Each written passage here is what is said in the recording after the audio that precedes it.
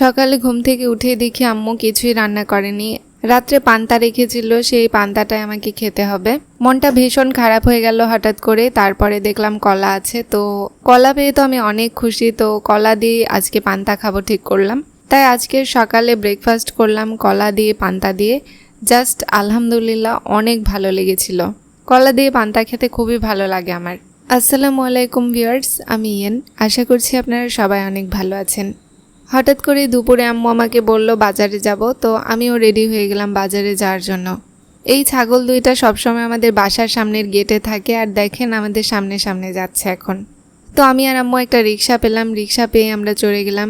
দুপুরবেলা রিক্সা পাওয়া অনেক টাফ, কারণ এই সময়টাতে রিক্সাওয়ালা মামারা সবাই খাওয়া দাওয়া করতে যায় বাসায়, তো এই সময়ে একটু রিক্সা পাওয়া কষ্টকর হয়ে যায়।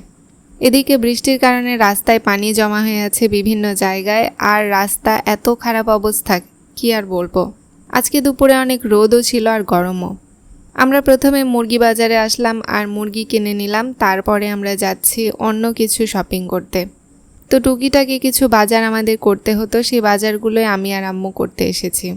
আম্মু আলু কিনবে, এই জন্য আলুর বাজারে আসলাম। আলু নিল 1 কেজি। তারপরে আলু নেওয়ার পরে টাকা পেমেন্ট করছিল, আর আমি দাঁড়িয়ে দাঁড়িয়ে দেখছিলাম অন্যান্য সবজিগুলো। আলু নেওয়ার পরে আমরা পেঁয়াজ আর কিছু মশলা কিনতে আসলাম।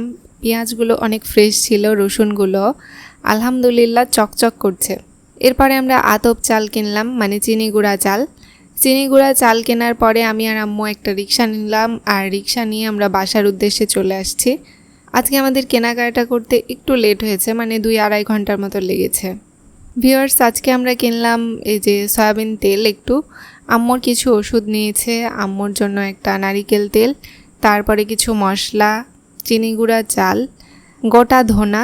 গোটা ধনাগুলো আমাদের তরকারিতে খেতে হয়, মাংসের তরকারিতে বেশি ইউজ হয়, তো মাংসের তরকারিতে খাওয়ার জন্য এগুলো নেওয়া হয়েছে। এদিকে মশলা আছে কিছু, এগুলো গরম মশলা অল্প করে কিনেছে, আব্বু আসলে আবার বেশি করে কেনা হবে।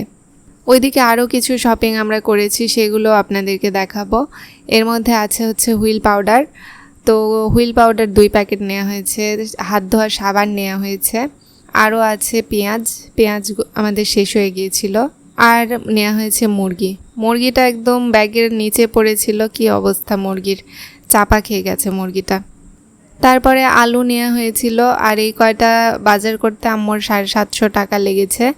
ওইদিকে আমি নিয়েছি কিছু হেয়ার এসেন্স আর একটা সিরাম নিয়েছি আমার চুলের জন্য। এই সিরামটা চুলের জন্য খুবই ভালো, আমি ইউজ করি। তো এখানে আমার মার্কেট আছে 500 টাকার। দুপুরে আমরা আলু ভর্তা দিয়ে ভাত খেয়েছিলাম, আর এখন সন্ধ্যা হতে আম্মুকে বললাম বিরিয়ানি মাংস করো, তো আম্মু মাংস আর মশলা রেডি করে নিয়ে উপরে চলে আসলো। চুলা ধরানো আমাদের শেষ, আর এখন রান্না করা হবে মুরগির কষা মাংস। বাইরে খুব জোরে জোরে বাতাস হচ্ছে হঠাৎ করে, আর এত দমকা হাওয়া, মানে মনে হচ্ছে আমাদের টিনটা উড়ে যাবে কখন যেন। আল্লাহ না করুক, কিন্তু এই বছর এত ঝড় হচ্ছে, সিঁড়ির এই চালটা উড়ে যাওয়ার সম্ভাবনা আছে। চুলায় রান্না না করলেও না, কারণ আমাদের নিচে কারেন্ট নেই, আর চুলায় রান্না করলে মুরগিটা অনেক বেশি টেস্ট লাগে। তো আমি আম্মুকে বললাম চলো আমরা চুলাতেই রান্না করি। এখন যদি ঝড় বৃষ্টি কিছু উঠে আসে তাহলে আমাদের রান্না করা একদম পণ্ড হয়ে যাবে, মানে সমস্ত আয়োজনই আমাদের নষ্ট হয়ে যাবে। এদিকে মশলাগুলো আম্মু একে একে দিচ্ছে। এই মশলাগুলো একটু ভাজা ভাজা করার পরে এর মধ্যে মুরগির মাংস ঢেলে দেওয়া হবে। মাংস রান্নার ক্ষেত্রে একটু মশলা কষানোর মধ্যেই টেস্ট আছে, মশলা না কষলে আসলেই ভালো লাগে না খেতে। এই যে চিকেনগুলো আম্মু দিয়েছে, তারপরে এখন দেখেন এত ধোঁয়া হচ্ছিল, আসলে এই ধোঁয়াগুলো বাইরের বাতাসের কারণে হচ্ছে। আমাদের চুলা ভীষণ জোরে জোরে জ্বলছিল, কিন্তু বাইরে থেকে একটা দমকা হাওয়া আসছে কিছুক্ষণ পর পর, সেই দমকা হাওয়ার কারণে পুরো সিঁড়ির রুমের মধ্যে এরকম ধোঁয়া হচ্ছে। মাংসটা ভাজার পরে এর মধ্যে পানি দেওয়া হয়েছে, আমরা খুব বেশি ঝোল রাখবো না, এজন্য অল্প একটু পানি দিয়েছি। এখন ঢাকনা দিয়ে ঢেকে দিতে হবে।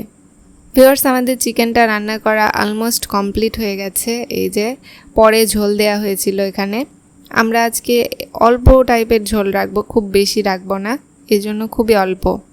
এত জোরে জোরে বাতাস হচ্ছিল, মনে হচ্ছে বাতাস আর ধোঁয়ার সমস্ত শত্রুতা আমার সঙ্গে।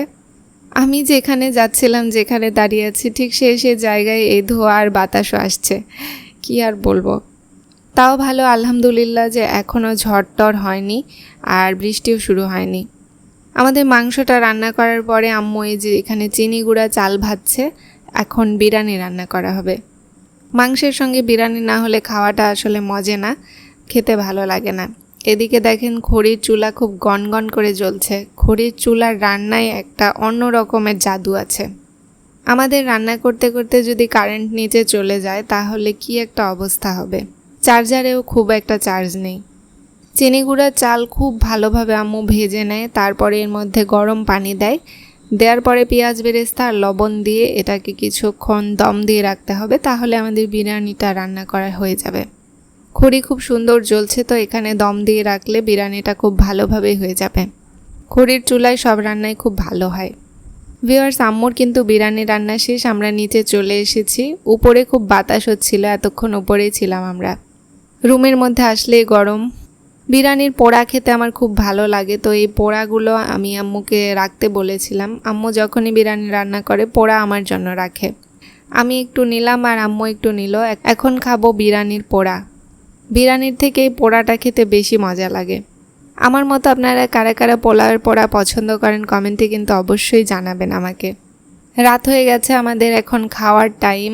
আমার আর আমার ছোট ভাইয়ের তো আজকে খুব আর্লি ক্ষুধা পেয়েছে, তো আমরা এখন ভাত খাবো, না সরি বিরিয়ানি খাবো। বিরিয়ানির এত স্মেল বের হচ্ছিল যে আজকে একটু বেশি ক্ষুধা লেগেছে। আজকে পেটের মধ্যে থেকে ডাক আসছে যে কখন পেটের মধ্যে বিরিয়ানি যাবে। ছোট ভাই তো আর সহ্য করতে পারছে না, ওকে তুলে দেওয়া হলো, এখন খাওয়া শুরু করা হবে। আর আমরা একটু ভয়ে আছি, যদি খাওয়া দাওয়া করতে করতে কারেন্ট যায় তাহলে আমাদের একটু সমস্যা। বৃষ্টি বাদলের দিন, লোডশেডিং তো প্রায়ই হচ্ছে। দিনের মধ্যে 4-5 বার কারেন্ট যাচ্ছে আসছে। আমার ছোট ভাইয়ের মুখ দেখেন, খুব খুশি হয়ে আছে। আর এই যে খুব মজা করে বিরিয়ানি মাখিয়ে খাচ্ছে। আব্বু নেই আজকে, আমি আম্মু আর আমার ছোট ভাই খাবো, তো আমার প্লেটেও আম্মু এখানে বিরিয়ানি তুলে দিচ্ছে। ব্রয়লার মুরগি ছোট ভাইয়ের ভীষণ পছন্দ, কারণ খুব নরম খেতে আর খুব ভালো লাগে ওর। আর আমারও মাঝে মাঝে ব্রয়লার মুরগি এরকম কষিয়ে খেলে খুব ভালোই লাগে। মুরগির লেগ পিস 2 ভাই বোনের জন্য 2টা। সবসময় আমার ছোট ভাইকে একটা লেগ পিস দেয় আম্মু, আর আমাকে একটা লেগ পিস দেয়। দেখেন, মায়ের ভালোবাসার সঙ্গে কিন্তু কোনো কিছুর তুলনা নেই। মা কিন্তু জানে যে তার সন্তান কোন জিনিসটা খেতে পছন্দ করে, আর এই জন্য আম্মুকে অনেক বেশি ভালোবাসি। আমার ছোট ভাইটা খেয়ে একদম খুব মজা করে বলছিল খুব ভালো হয়েছে। আমার এদিকে পেট চোচো করছে খিদায়, আর আমি নিয়ে নিলাম একটা লেগ পিস, আর আম্মু মাংসগুলো তুলে দিচ্ছিল। মাংস থেকে খুব সুন্দর স্মেল আসছে। ইনশাআল্লাহ আজকের মাংসটাও অনেক ভালো হবে। খড়ির চুলায় রান্না করা প্রতিটা খাবারই দুর্দান্ত মজা হয়, যারা খায় তারাই এটা ভালো জানে। আমি খাওয়ার আগে হাতটা ধুয়ে নিলাম, আর এখন খাওয়া শুরু করব। বিসমিল্লাহির রহমানির রহিম। আজকের মুরগিটা অনেক বড় ছিল, আর লেগ পিসটাও অনেক বড়। প্রথমে লেগ পিস দিয়েই আমি শুরু করব। মুরগির সব অঙ্গের মধ্যে লেগ পিসটাই বেশি টেস্টি। আলহামদুলিল্লাহ, আজকের মাংসটা এত স্বাদ হয়েছিল। টাটকা মাংসের টেস্টই আলাদা। আলহামদুলিল্লাহ আলহামদুলিল্লাহ আলহামদুলিল্লাহ, খুবই মজা হয়েছিল।